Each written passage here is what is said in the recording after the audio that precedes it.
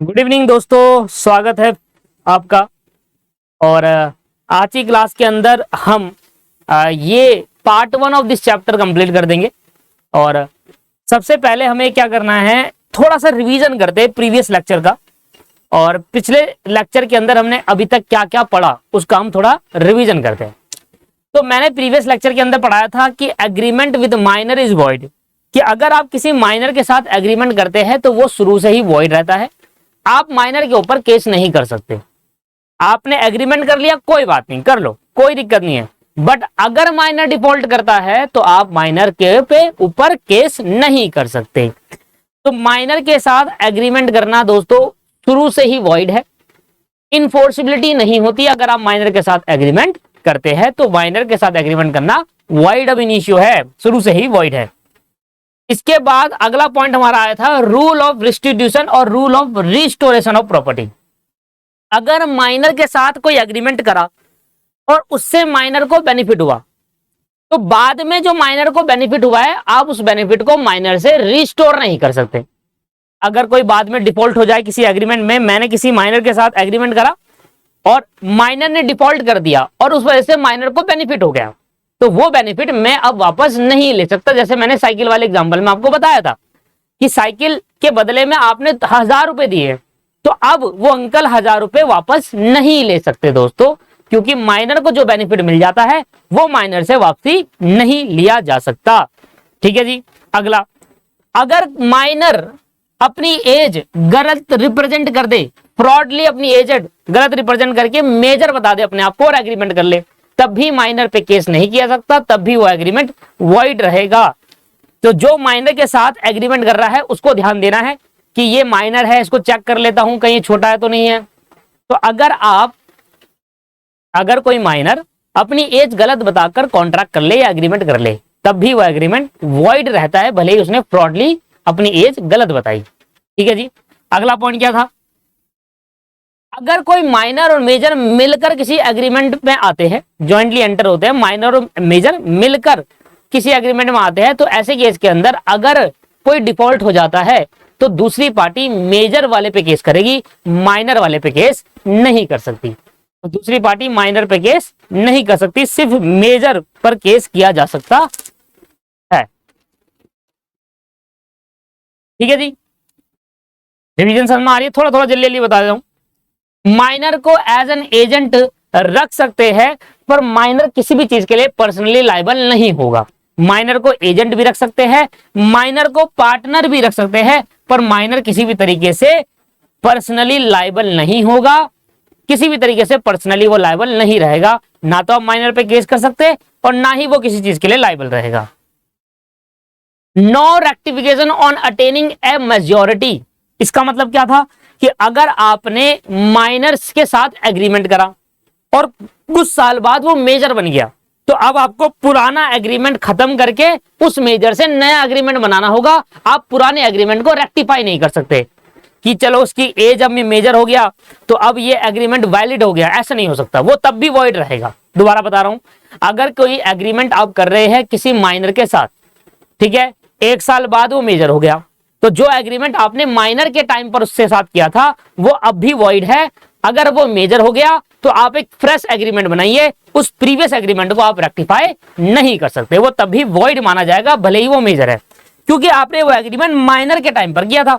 अब बहुत सारे जने क्या करते हैं, किसी माइनर से एग्रीमेंट कर लेते हैं और 10-15 दिन बाद वो मेजर हो जाते हैं, तो वो एग्रीमेंट छोड़ देते हैं, कहते हैं ये वैलिड हो गया क्योंकि वो तो मेजर है। गलत, क्योंकि आपने वो एग्रीमेंट माइनर के टाइम पर किया। अगर वो पर्सन मेजर हो जाए तब भी वो एग्रीमेंट वॉइड रहेगा, क्योंकि पुराने एग्रीमेंट में रेक्टिफिकेशन नहीं हो सकती। आपको वो एग्रीमेंट कैंसिल करके दोबारा जब वो मेजर हुआ था तब दोबारा एग्रीमेंट बनाना होगा। माइनर को एज अ पार्टनर रख सकते हैं for benefit purpose. Benefit purpose के लिए माइनर को पार्टनर बनाया जा सकता है, पर माइनर किसी भी तरीके का लॉस फर्म का नहीं बियर करेगा, सिर्फ और सिर्फ प्रॉफिट बियर करेगा। इसके बाद अगला कि मान लीजिए अगर किसी डिपेंडेंट कोई माइनर है, उसके माँ बाप नहीं है, ठीक है ना, पर उसके माँ बाप के पास प्रॉपर्टी थी, तो उस माँ बाप ने अपने बेटे पे बच्चों को प्रॉपर्टी ट्रांसफर कर दी, अपने बच्चे को प्रॉपर्टी ट्रांसफर कर दी। फॉर एग्जांपल एक माइनर है और उसके माँ बाप मान लो है नहीं, तो उसकी प्रॉपर्टी ऑटोमेटिकली उस बच्चे के पास आ गई। अगर विल के थ्रू करिए तो अच्छी बात, नहीं करी तो ऑटोमेटिकली ट्रांसफर हो गई, क्योंकि वही अकेला बचा हुआ अपने इसमें। अब उसका जो डिपेंडेंट है या जो केयर टेकर है, वो पर्सन जब माइनर को केयर करेगा, डिपेंडेंट है माइनर उस पर्सन पे, मतलब जो हम गार्जियन कहते हैं, तो ऐसे केस के अंदर अगर जो माइनर की प्रॉपर्टी है सिर्फ उतने तक माइनर लायबल होगा। मान लो अगर माइनर से कोई नुकसान हो जाए या कुछ हो जाए, माइनर से अगर कोई नुकसान हो जाए या कुछ हो जाए, तो माइनर के प्रॉपर्टी से उस नुकसान की भरपाई की जा सकती है, पर माइनर कभी भी पर्सनली लायबल नहीं होगा। ये कह रहा है आपको तीसरा, माइनर की लायबिलिटी नेसेसिटी है। नेसेसिटी मतलब क्या है, जितना उसकी प्रॉपर्टी है उतने तक ही है, लिमिटेड है, अनलिमिटेड नहीं है कि वो पर्सनली भी लायबल होगा। नहीं नहीं, माइनर की लायबिलिटी अप टू उसकी प्रॉपर्टी है, जितनी उसकी प्रॉपर्टी है वहां तक वो लायबल रहेगा, उसके बाद वो लायबल नहीं है, पर्सनली वो लायबल नहीं रहेगा। अगला, minor cannot bind parents and guardian. Minor cannot bind parents and guardian, इसका मतलब क्या है, अगर कोई in the absence of authority express और implied in fact is not capable of binding his parents guardian even for necessity, the parents will not liable for the. Simple सी चीज है, मान लो माइनर कोई ऐसा एक्ट कह रहा है, मैंने प्रीवियस क्लास में आपको एक कहानी सुनाई थी जिसमें आप एक पर्सन अंकल को अपनी साइकिल बेच देता है और 1000 रुपए ले लेता है, फिर बाद में साइकिल भी मांगने लगता है, 1000 रुपए भी नहीं देता। तो ऐसे केस के अंदर जो अंकल जी है वो उस माइनर के पेरेंट्स पर केस नहीं कर सकते कि तुम्हारे बच्चे ने मेरे साथ धोखा करा है। पेरेंट्स कभी भी माइनर के एक्ट के लिए लायबल नहीं होगा। पेरेंट्स नहीं है तो गार्जियन होंगे, वो भी लायबल नहीं होंगे। माइनर अगर कोई गलती कर दे तो उसके लिए पेरेंट्स नहीं होगा। आपने देखा होगा बहुत सारे माइनर बच्चे खून कर देते हैं, बहुत सारे माइनर बच्चे खून कर देते हैं, देखा होगा आपने, इसके अंदर बच्चों की जेल में उनको डाला जाता है, बट कभी भी पेरेंट्स उसकी जगह पर पेरेंट्स लायबल नहीं होते। लॉ कहता है हमारा सर, भाई बच्चे ने अगर किसी, भाई 17 साल के बच्चे ने अगर खून कर दिया या किसी को मार दिया, ठीक है, मार दिया, गुस्से में आके मार दिया या कैसे भी मार दिया, तो उसके लिए उसके पेरेंट्स होना जेल में चले जाएंगे। तो इसलिए कह रहा है माइनर के किसी भी एक्ट के लिए पेरेंट्स और गार्जियन कभी भी लायबल नहीं होंगे। इन 9 पॉइंट मैंने आपको पढ़ाए, किसी भी पॉइंट में अगर आपको कोई प्रॉब्लम है तो मुझे बताइए।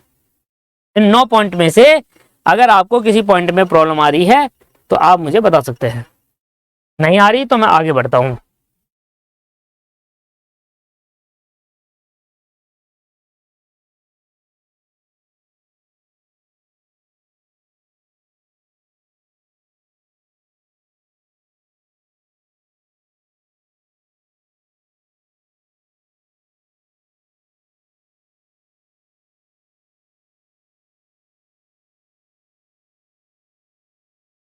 हाँ जी, ठीक है जी, तो यहां तक आपको कोई भी प्रॉब्लम नहीं है। अच्छा, हो सकता है आपके स्टडी मैट के अंदर बहुत सारे पॉइंट हो, क्या सारे याद कर लोगे आप खुद बताइए। अब बच्चा इस कहता है कि बच्चा ये सोचता है क्या स्टडी मटेरियल के अंदर तो बहुत सारे पॉइंट है, सर ने तो कम कराए हैं ना, कम कराए, सारे नहीं कराए, छूट गया, हमारा क्या होगा, ये है वो है, बहुत सारी चीजें सोचने लग जाते हैं। अगर मैं सारे करा दूं तो क्या आप सारे याद कर लेंगे? नहीं करेंगे, ऑब्वियस सी बात।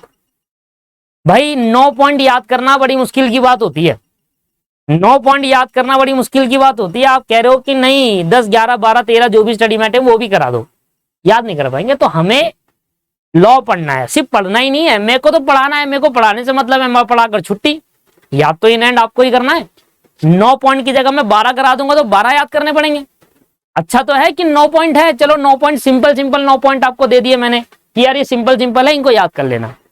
और जो थोड़े मुश्किल थे उसको मैंने रोक दिया कि यार चलो इसको अगर नहीं भी पढ़ोगे तो चलेगा, 9 बहुत है, इनफ है। पेपर में आता है तो 9 आप आराम से पॉइंट लिख कर आइए और आपको पूरे नंबर मिलेंगे। 9 भी कोई नहीं लिखता, 6-7 लिख कर आते हैं बस। अब आ जाइए सर, साउंड माइंड क्या होता है। साउंड माइंड की बात कर लेते हैं कि साउंड माइंड कौन होता है। कहता है कोई भी पर्सन कॉन्ट्रैक्ट तभी कर पाएगा अगर वो पर्सन साउंड माइंड है। अगर वो पर्सन दोस्तों साउंड माइंड होगा तभी वो पर्सन कॉन्ट्रैक्ट कर पाएगा। अच्छा, अब हमें कैसे पता चलेगा कि वो साउंड माइंड है? कोई भी पर्सन साउंड माइंड है, हमें कैसे पता चलेगा? वो दो कंडीशन अगर फुलफिल कर देता है वो पर्सन, तो साउंड माइंड कह लेंगे। तो किसी भी पर्सन को साउंड माइंड हम कहेंगे, कोई भी पर्सन हम कहेंगे अगर वो साउंड माइंड है, किसी भी पर्सन को साउंड माइंड तब कहा जाएगा जब वो दो कंडीशन फुलफिल कर लेता है। अगर दोस्तों वो दो कंडीशन फुलफिल कर देगा तो हम कहेंगे ये पर्टिकुलर पर्सन साउंड माइंड है, और अगर ये साउंड माइंड है तो फिर ये कॉन्ट्रैक्ट कर सकता है। बताइए सर कौन सी वो कंडीशन है? सबसे पहले understanding the term and condition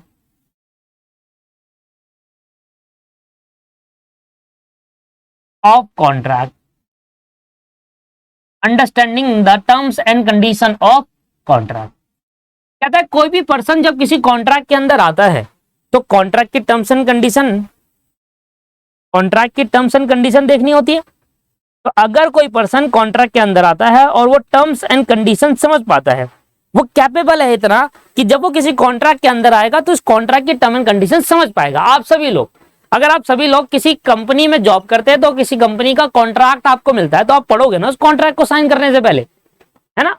किसी भी कॉन्ट्रैक्ट में जब आते हो तो आप उससे से पढ़ते हो, समझते हो, नहीं आता गूगल पर सर्च करते हो कि हाँ यार ये क्या है, तो आप अंडरस्टैंड तो कर पा रहे हो एटलीस्ट, पहली कंडीशन। और दूसरी कंडीशन ये है कि वो रैशनल जजमेंट ले पाए।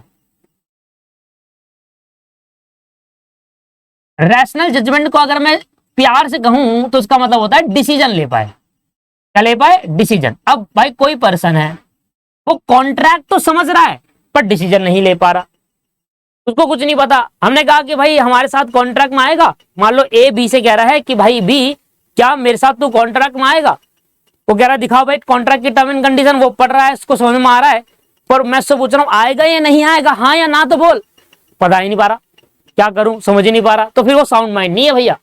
अरे तेरे को आना है तो हाँ बोल, नहीं आना तो ना बोल दे, तो कुछ ही बोल नहीं रहा तो हम तुमको साउंड माइंड नहीं कह सकते।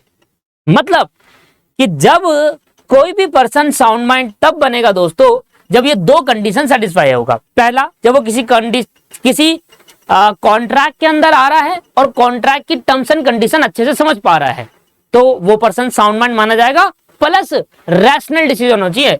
ये दोनों कंडीशन सेटिस्फाई होना चाहिए, एक हुई एक नहीं हुई साउंड माइंड नहीं है, याली होगी कंडीशन सेटिस्फाई, याली नहीं हुई साउंड माइंड। वो डिसीजन तो ले सकता है पर कॉन्ट्रैक्ट नहीं समझ पा रहा, कॉन्ट्रैक्ट की टर्म्स एंड कंडीशन नहीं समझ पा रहा, तो फिर वो साउंड माइंड नहीं है, तो फिर वो साउंड माइंड नहीं है दोस्तों।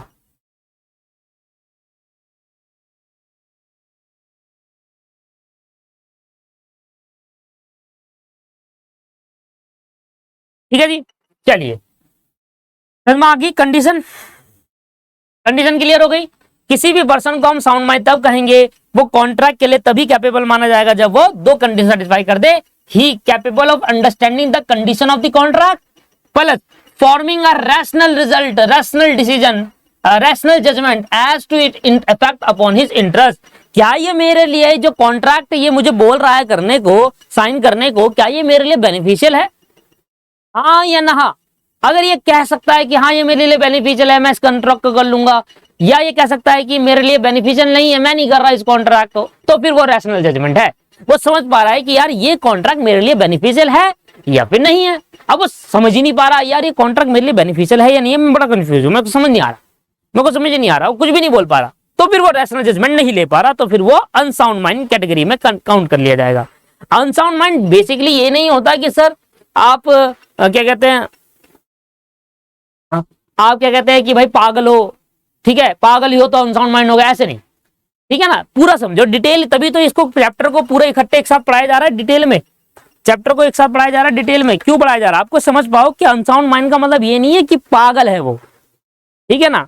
भाई मान लो आप कोई कॉन्ट्रैक्ट पढ़ते हो, आपके साथ में कॉन्ट्रैक्ट कर दो और मैं आपको 10 पन्ने का कॉन्ट्रैक्ट दूं, हो सकता है कुछ बातें आपको ना समझ में आए उस कॉन्ट्रैक्ट के लीगल टर्म्स में, मेरे साथ भी कभी कभी ऐसा हुआ है कि मैं कॉन्ट्रैक्ट पढ़ता हूँ 20-30 पन्ने का, अब एक लाइन पढ़ता हूं तो कुछ बातें मुझे भी समझ नहीं आती, ठीक है जी। तो ऐसा हो सकता है कि आपको कॉन्ट्रैक्ट अंडरस्टैंडिंग करने में प्रॉब्लम हो, तो आप लॉ की तरफ से वो अनसाउंड माइंड हो जाएगा। इसका मतलब ये थोड़ी ना है कि आप पागल हो, लॉ आपको कह देगा नहीं भाई आप कॉन्ट्रैक्ट नहीं समझ पा रहे तो फिर आप कॉन्ट्रैक्ट कैसे कर सकते हो, समझ में आ रहा है, हाँ, तो फिर लॉ की तरफ से आप अनसाउंड में जाएंगे, इसका मतलब ये थोड़ा ना है कि आप पागल हो, सही है।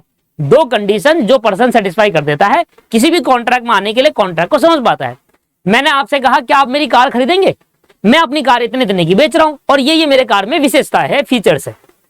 अब आप समझ गए मेरी टर्म्स एंड कंडीशन भाई ये है, ये है, ये है। मैं पैसे ऐसे लूंगा, कुछ पैसे कैश लूंगा, कुछ पैसे आपको अकाउंट ट्रांसफर करने होंगे, ऐसे करके मैंने आपको बोला। आप ये सारी बातें समझ गए, ठीक है। आप अब एग्री हो, हाँ मैं कार खरीदने को रेडी हूं। आपने कहा मैं नहीं खरीदा सर, आपने जजमेंट भी ले ली, आपने डिसीजन भी ले लिया, आप साउंड माइंड हो, आप कॉन्ट्रैक्ट कर सकते हो। समझ में आ रहा है, क्लियर है।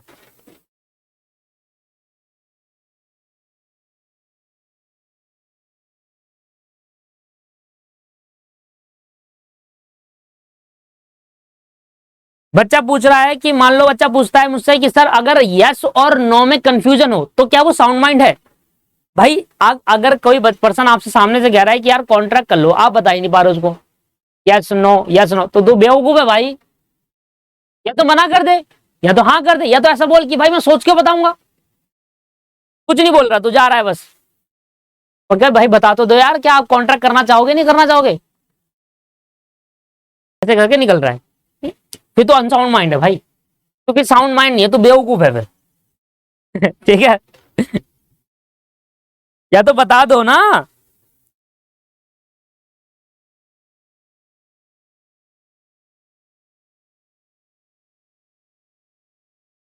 चलिए, अब कौन कौन से पर्सन है, यहां से मैं एक चार्ट बना रहा हूं।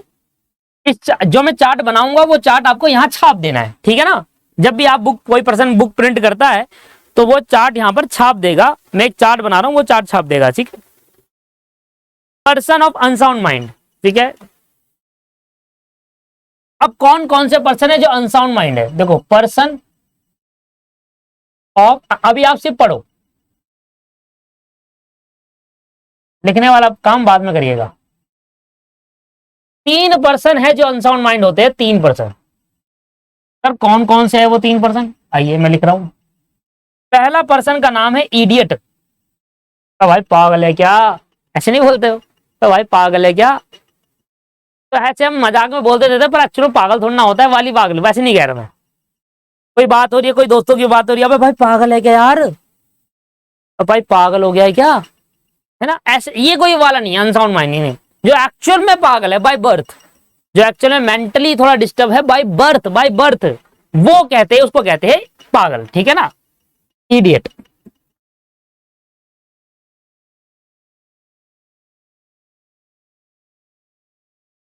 इडियट का मतलब क्या हुआ, अगर आपसे कोई पूछे कि हु इज इडियट, तो ऐसा पर्सन जो पागल है बाय बर्थ, पैदा होते ही पागल हो गया था, मेंटल बाय बर्थ, उसको हम क्या कहेंगे, इडियट, मेंटल बाय बर्थ।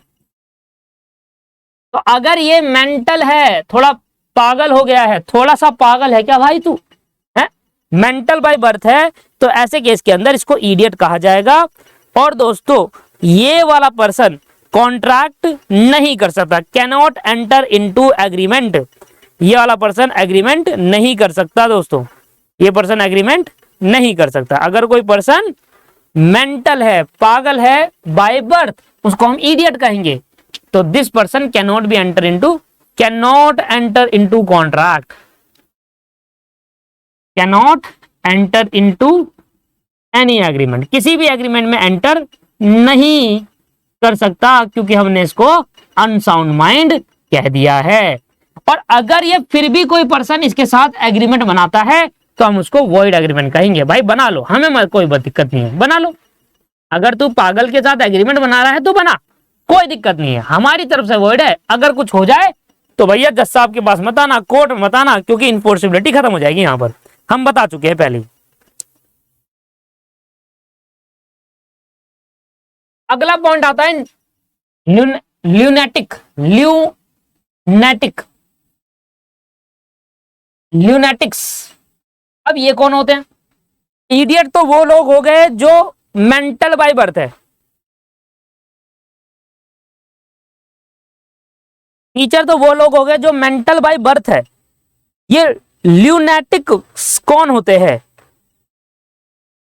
देखिए कभी कभी ऐसा होता है कि एक आदमी, एक पर्सन, कोई भी पर्सन, चाहे वो लड़का है, लड़की है, आदमी है, औरत है, कोई भी पर्सन, वो इस तरीके से डिप्रेस हो जाता है, इस तरीके से मेंटल स्ट्रेस हो जाता है। बहुत आपने देखा होगा बहुत सारे जनों डिप्रेस के अंदर सुसाइड कर लेते हैं due to some mental stress, या फिर डिप्रेस्ड अगर कोई पर्सन है तो उसको ल्यूनेटिक कहते हैं, ल्यूनेटिक।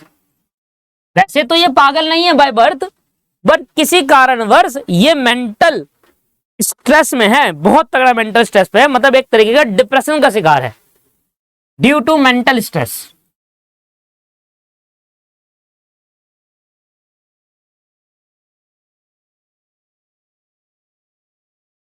एक तरीके से डिप्रेशन का शिकार है दोस्तों ये। वैसे तो दोस्तों ये पागल नहीं है बाय बर्थ, पर ये डिप्रेशन का शिकार हो गया, बहुत ज्यादा परेशान है।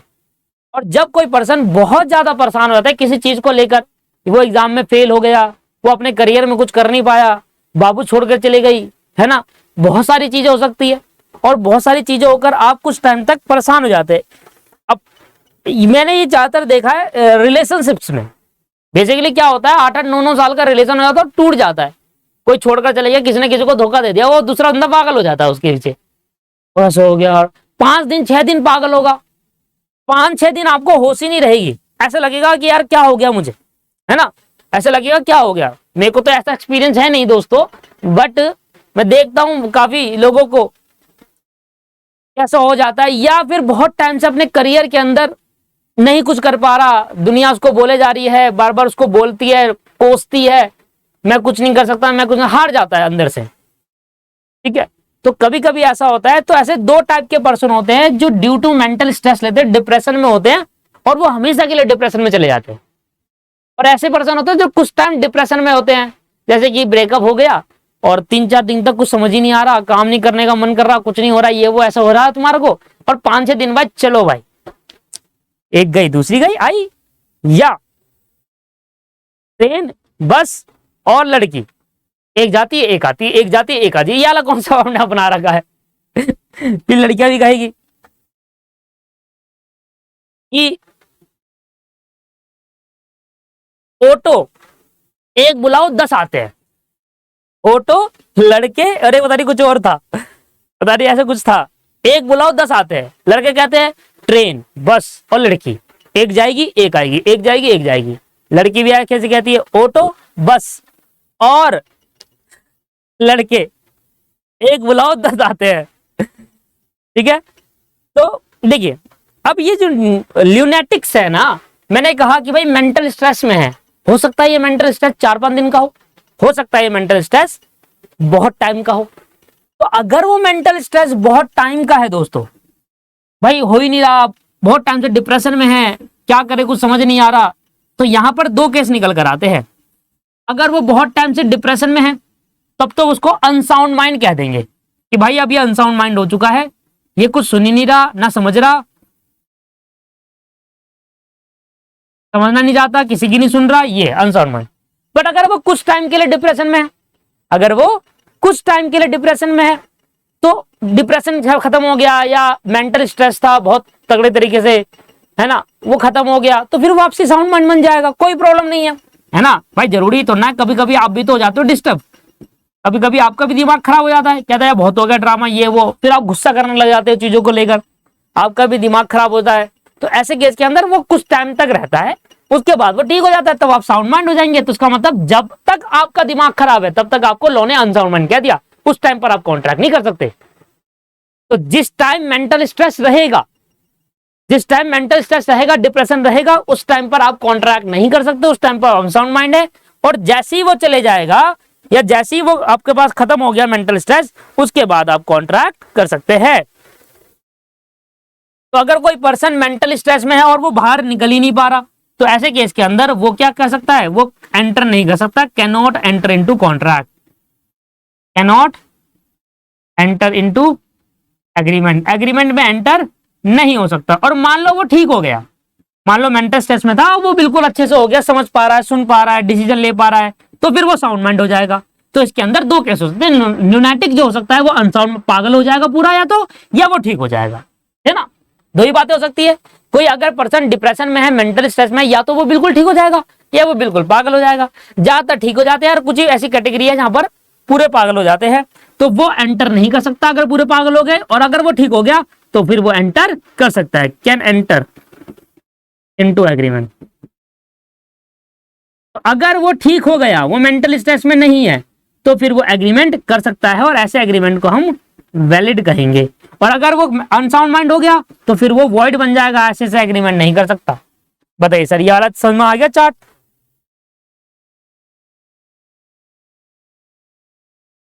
अगला लास्ट पॉइंट है ड्रंकन। अब आपको पता है जी, इसमें मैं क्या ही बताऊं। ड्रंकननेस, अगर कोई इंसान ड्रिंक करके बैठा हुआ है तो भैया वही है सब कुछ। अब ड्रंकननेस के बहुत सारे पॉइंट निकल सकते हैं। मान लो कोई इंसान ड्रिंक करके बैठा हुआ है, किसी को बहुत हैवी फीवर है, देखा होगा आपको, जब आपको बहुत ज्यादा हैवी फीवर होता है, इलनेस होती है, तबीयत खराब होती है, तो आपका मन खराब हो जाता है, आप किसी से बात करना नहीं चाहते, किसी की सुनना नहीं चाहते। ऐसा होता है नहीं होता? अब ड्रंकननेस में क्या होता है, आप किसी को बोलने नहीं देना चाहते, फिर आप ही बोलना चाहते हो। फर्क है ना? कि मान लो अगर आप के बहुत ज्यादा फीवर है, ड्रिंक करी हुई है किसी पर्सन ने, है ना, किसी पर्सन ने ड्रंक करा हुआ है, फीवर है, बहुत ज्यादा तबीयत खराब है, इलनेस है, तो ऐसे केस के अंदर ये तीनों ही पर्सन ड्रंकनेस की कैटेगरी में काउंट किए जाते हैं। और जब किसी पर्सन ने ड्रिंक करी हुई है ना, दारू पिया हुआ पर्सन है, या उसको बहुत ज्यादा फीवर है, वो समझ नहीं पा रहा, फीवर के केस के अंदर ऐसी होता है, आप किसी की सुनना नहीं चाहते, आप कहते हैं यार चले जा, मेरे को अभी मेरा मन नहीं है कहीं पर जाने का, या ना सुनने का, ना किसी से बात करने का। और जब कोई इंसान पिया हुआ होता है तो उस केस के अंदर आप किसी को सुनाने नहीं देना चाहते, आप ही बोलना चाहते हो कि भाई तेरा भाई है, गाड़ी तेरा भाई चलाएगा आज, है। तो ऐसे केस के अंदर जब कोई पर्सन दारू पिया हो, फीवर हो, या बहुत ज्यादा तबीयत खराब होती है, ऐसे केस के अंदर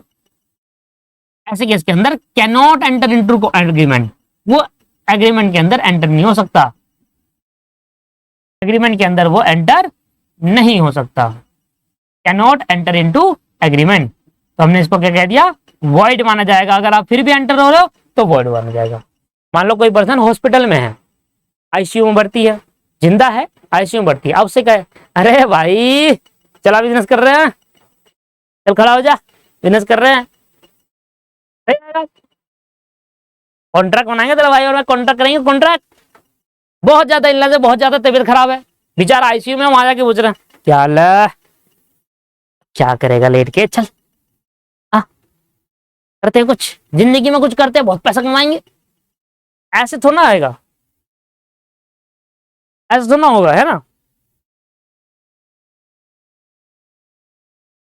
क्या करेगा यहाँ लेट कर, जिंदगी में बहुत कुछ करना है।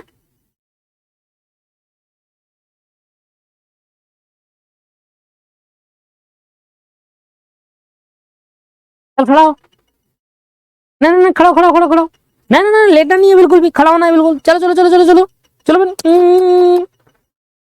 चलो चलो चलो चलो।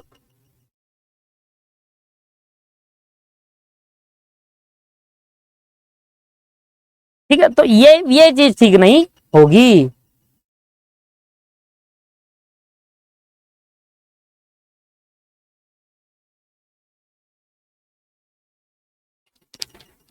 ठीक है। चलिए, तो यहां पर ये पूरा पर्टिकुलर चार्ट आपको समझ में आया? एनी डाउट, किसी को कोई प्रॉब्लम है?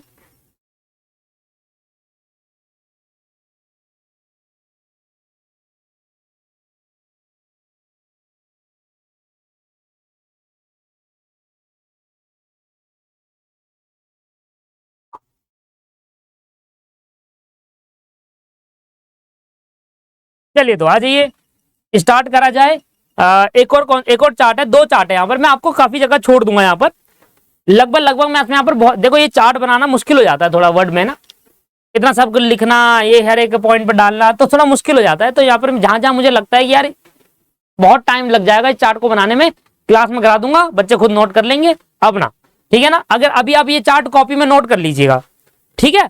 इसके बाद मैं आपको इतनी जगह यहाँ अभी तो कम है, पर मैं आपको जब आपको एक्चुअल मेन नोट्स दूंगा आपको इन हैंड, जब ये चैप्टर खत्म हो जाएगा तो चैप्टर के बाद आपको असली नोट दूंगा जिसमें प्रॉपर नोट होंगे, तो उसमें काफी जगह होगी जिसमें आप ये पर्टिकुलर चार्ट बना पाएंगे। और आप एक नहीं दो चार्ट बना पाएंगे, क्योंकि अभी एक और बनाना है।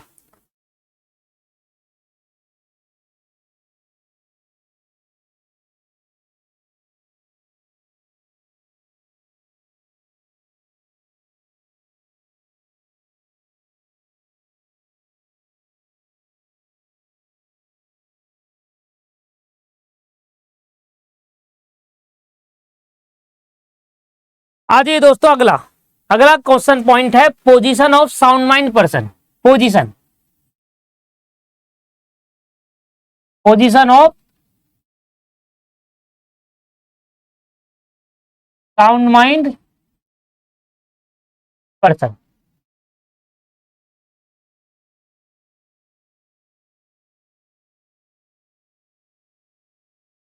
Position of sound mind person. Person who is usually unsound mind, लेकिन आज के में लिखेंगे personal person who is usually unsound mind,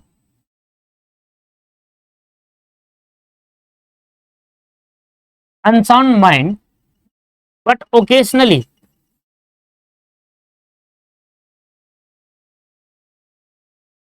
sound mind। क्या कह रहा है? देखो वैसे तो पर्सन अनसाउंड माइंड रहता है हमेशा, कभी कभी वो साउंड माइंड हो जाता है। वैसे तो पर्सन क्या होता है? अनसाउंड माइंड रहता है हमेशा, जब भी इससे बात करो अलग ही बात कर रहा है, अनसाउंड माइंड से रहता है। पर कभी कभी ऐसा होता है कि वो साउंड माइंड हो जाता है। फॉर एग्जाम्पल, जैसे कोई पर्सन हॉस्पिटल में है, बहुत ज्यादा तबीयत खराब है उसकी, अब पूरे दिन वो अनसाउंड माइंड रहता है, लगभग 24 घंटे होते हैं दिन के अंदर, तो लगभग 15 से 16 घंटे वो अनसाउंड माइंड रहता है, बेहोशी की हालत में रहता है, बात नहीं कर पाता ठीक से, मन नहीं होता। और जब उसको दवाइयां मिलती है उस पेशेंट को, तो उसके बाद वो बिल्कुल ठीक हो जाता है, एकदम ही समझ पाता है, दूसरों से बात कर पाता है। ये तो वैसे तो पर्सन हमेशा अनसाउंड माइंड रहता है, पर कभी कभी ऐसा होता है कि वो साउंड माइंड हो जाता है। एक ये पॉइंट है, समझ में आ रहा है? थोड़ा सा हैंग कर रहा है, 1 मिनट दीजिए मुझे, मैं रिफ्रेश करूं।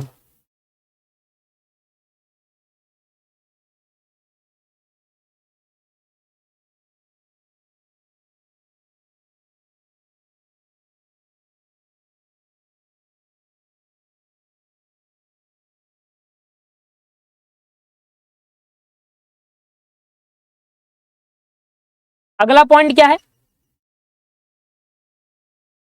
अगला पॉइंट क्या है? अगला पॉइंट है पर्सन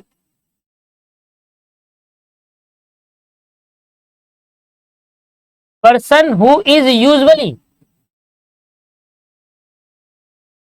अब एक पर्सन है जो हमेशा साउंड माइंड रहता है, बट रात को दारू की बोतल खुलती है तो तब वो अनसाउंड माइंड हो जाता है। बट ओकेशनली, कभी कभी, ओकेशनली का मतलब क्या हो गया? कभी कभी ओकेशनली अनसाउंड माइंड रहता है। स्पेलिंग देख लेना आप ओकेशनली की, मतलब देखकर खुद ठीक कर लेना अपना।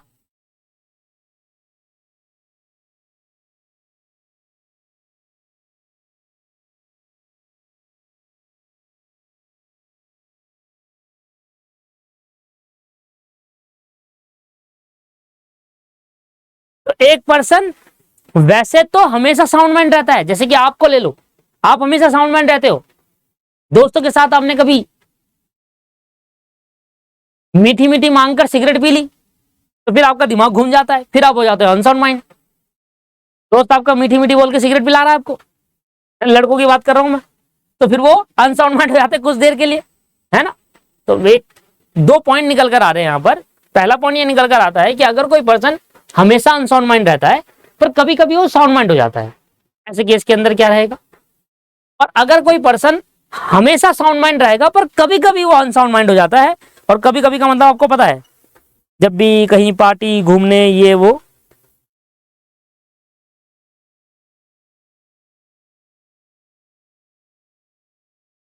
ठीक है जी। अब ऐसे केस के अंदर क्या है, इसकी कहानी समझते हैं, पहले वाली की कहानी पर आ जाओ। जब कोई पर्सन हमेशा अनसाउंड माइंड रहता है, हमेशा वो उस पॉइंट, इस हालात में रहता है कि वो किसी से बात नहीं कर पाता, अंडरस्टैंड नहीं कर पाता, जजमेंट नहीं ले पाता, तो बेसिकली वो अनसाउंड माइंड ही रहता है। पर कभी कभी ऐसा होता है कि वो साउंड माइंड हो जाता है, ठीक है, कभी कभी ऐसा होता है कि वो साउंड माइंड हो जाता है। तो ऐसे केस के अंदर जब वो दोस्तों साउंड माइंड रहता है, जब वो जिस पॉइंट पर साउंड माइंड रहता है, उस पॉइंट पर आप उसको उसके साथ कॉन्ट्रैक्ट कर सकते हैं। क्या बोला मैंने? वैसे तो वो हमेशा अनसाउंड माइंड रहेगा, पर कभी कभी ऐसा होता है कि वो साउंड माइंड हो जाता है, तो जिस पर्टिकुलर पॉइंट पे वो साउंड माइंड था उस टाइम पर आप उससे कॉन्ट्रैक्ट कर सकते हैं। तो लोगों ने उसको कहा कि हाँ, may make a contract when he is of sound mind.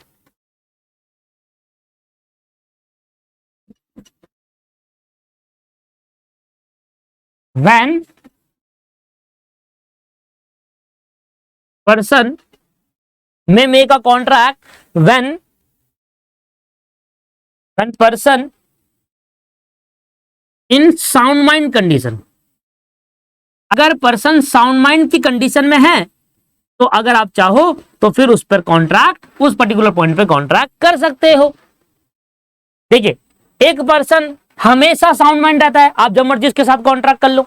एक पर्सन हमेशा साउंड माइंड रहता है, भाई मैं हूं साउंड माइंड हूं, आप भी साउंड माइंड हो, पर अगर आपने मीठी मीठी पीकर सिगरेट पी ली तो फिर आप अनसाउंड माइंड हो जाओगे, फिर आपका चक्कर आने लगेंगे।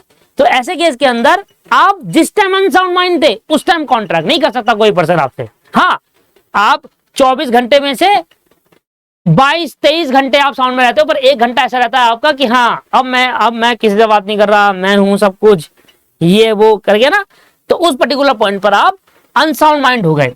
किसी भी पर्टिकुलर पॉइंट, मान लो आप किसी पार्टी में गए और पार्टी में आपने किसी पर्सन ने ड्रिंक कर ली। अब ड्रिंक करने पर ज्यादा ड्रिंक होगी तो वो समझ नहीं पाया, चीज सुन नहीं पा रहा।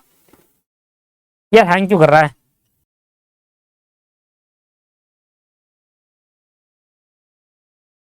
देखना ठीक, अब ठीक है, हाँ अब ठीक है।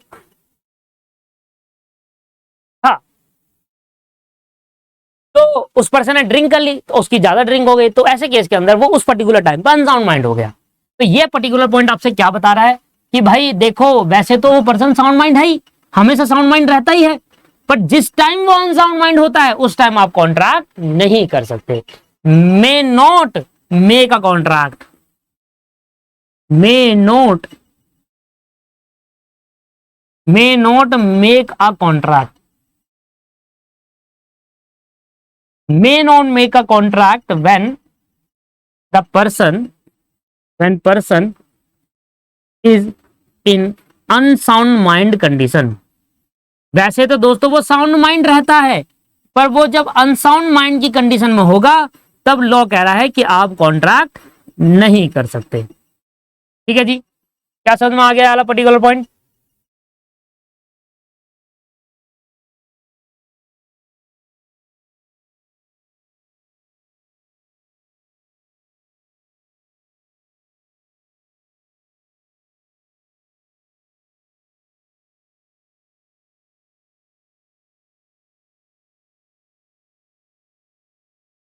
ठीक है जी, अब आ जाओ।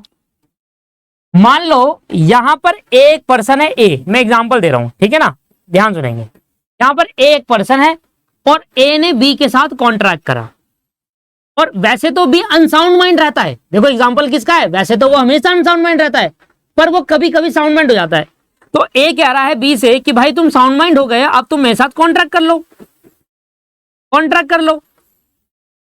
बी ने कहा ठीक है भाई मैं कर लूंगा, अभी तो मैं समझ पा रहा हूं आपकी चीजों को भी, आप जो कहना चाहते हो वो भी समझ रहा हूं, ठीक है, और मैं डिसीजन भी ले पा रहा हूं। तो वैसे तो वो अनसाउंड माइंड रहता है हमेशा, है ना, पर जिस पर्टिकुलर टाइम में वो साउंड माइंड हुआ था उस पर्टिकुलर टाइम में ए ने बी से कॉन्ट्रैक्ट कर लिया था। बी अनसाउंड माइंड रहता है, बी कंडीशन क्या है, बी की कंडीशन ये वाली है, वैसे तो वो अनसाउंड माइंड रहेगा पर कभी कभी वो साउंड माइंड हो जाता है, और जिस टाइम वो साउंड माइंड था उस टाइम ए ने कॉन्ट्रैक्ट कर लिया।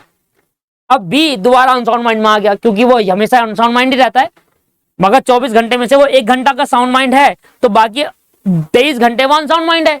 तो 1 घंटे जब वो साउंड माइंड हुआ था तो ए ने कॉन्ट्रैक्ट कर लिया उससे, अब वो अनसाउंड माइंड हो गया, अनसाउंड माइंड हो गया तो उसने कॉन्ट्रैक्ट ब्रीच कर दिया। भाई वो पागल इंसान क्या करेगा, अनसाउंड माइंड हो गया, कॉन्ट्रैक्ट ब्रीच हो गया। तो अब इस केस के अंदर ए कोर्ट में जब जाएगा और ये कहेगा कि सर बी ने कॉन्ट्रैक्ट को तोड़ा, बी ने कॉन्ट्रैक्ट तोड़ा, तो ए को ये प्रूव करना होगा, ए को ये प्रूव करना होगा कि जिस टाइम कॉन्ट्रैक्ट हुआ था बी उस टाइम साउंड माइंड था। वैसे तो अनसाउंड माइंड रहेगा, पर ए के ऊपर को ए को ये प्रूव करना होगा। वो कैसे प्रूव करेगा वो खुद जाने, ए को प्रूव करना होगा जिसने कॉन्ट्रैक्ट बनाया था at the time of sound mind of B.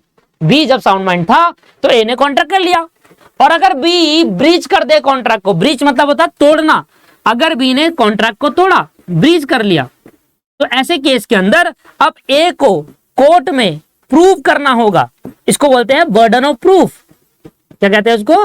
Burden of proof. ये प्रूव करना होगा कि भाई ए को ये प्रूव करना होगा कोर्ट के अंदर कि जब मैंने सर कॉन्ट्रैक्ट करा था तब भी साउंड माइंड था, जब मैंने कॉन्ट्रैक्ट करा था तो भी साउंड माइंड था।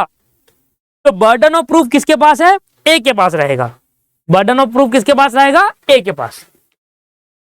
कल को भाई बी ये कह दे, कल को ए अनसाउंड माइंड है, देखो बी जो है वो अनसाउंड माइंड है, ए जब मर्जी चाहे उससे कॉन्ट्रैक्ट पर साइन करवा ले, कुछ भी करवा ले, है ना, कुछ भी हो सकता है, उसको क्या पता, वो तो अनसाउंड माइंड है और ओकेजनली साउंड माइंड हो जाता है कभी कभी।